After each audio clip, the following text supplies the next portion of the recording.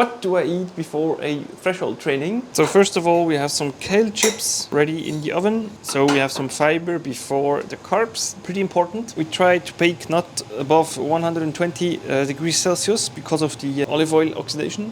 There we have the water boiling for the pasta, good source of carbs, of course. We have some beans ready as well. Today's choice, integrale biologica. And for the pasta, we just have some pesto verde ready to go. Oh, and of course, we have some chicken left from yesterday evening. We're gonna add to our meal. There we go, that's the thank you. That's the plate for this lunch. We have, of course, a bit of fiber, a bit of protein on the left, carbs on the right. Of course, I'm gonna be fueling carbs again, because during threshold training you are not only using but really depleting your glycogen stores, so make sure you fuel enough and also refuel during the effort, especially if it's a long one. So today we have 60 minutes at threshold pace.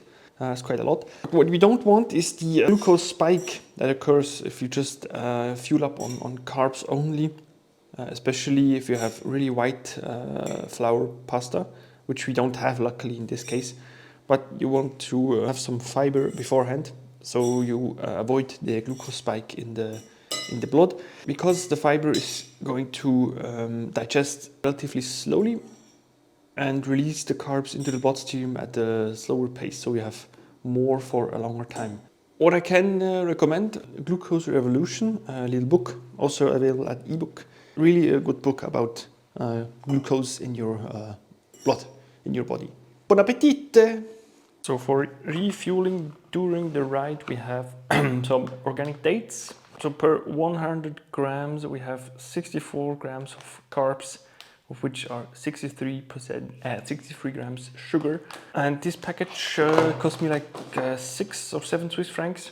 I prefer those over gels for training, especially because they are a lot cheaper, of course, and also a natural source of sugar. Of course, for the races, I will always grab a gel because it's just easier to consume during really high effort. And also we're going to be putting some grape juice in one of those bidons in the little one.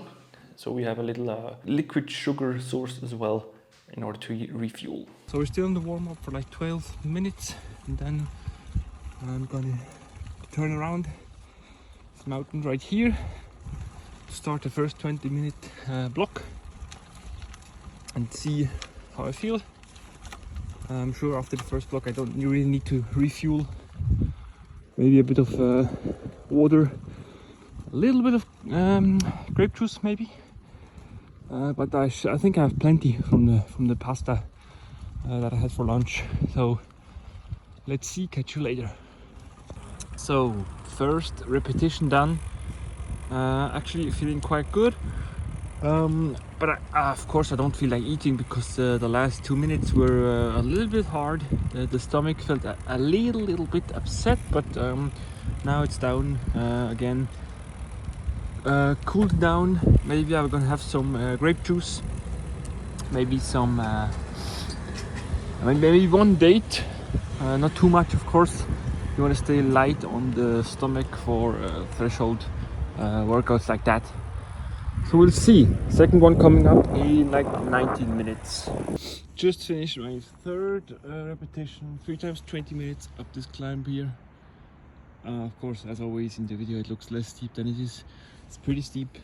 Perfect for a 20-minute threshold interval if you have a FTP like me. Of course, if you're stronger, then you'll need a longer mountain. But the last repetition actually felt really good. You can see here, heart rate is already down to 114 after like 3 minutes.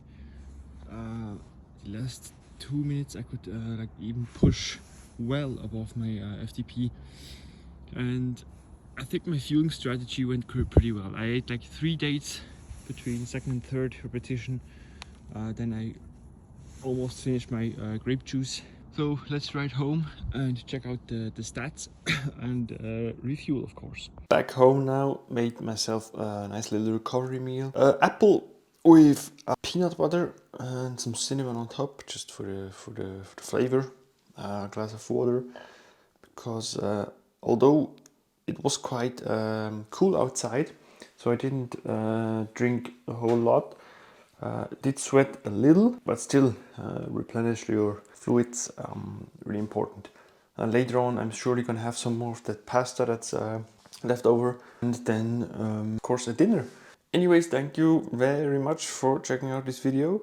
If you have any questions or suggestions, maybe some tips, or just in general share how you fuel yourself during training, during races, etc. Leave all of that in the comment section below, of course. Will be quite interesting to hear. Thanks, and see you in the next one.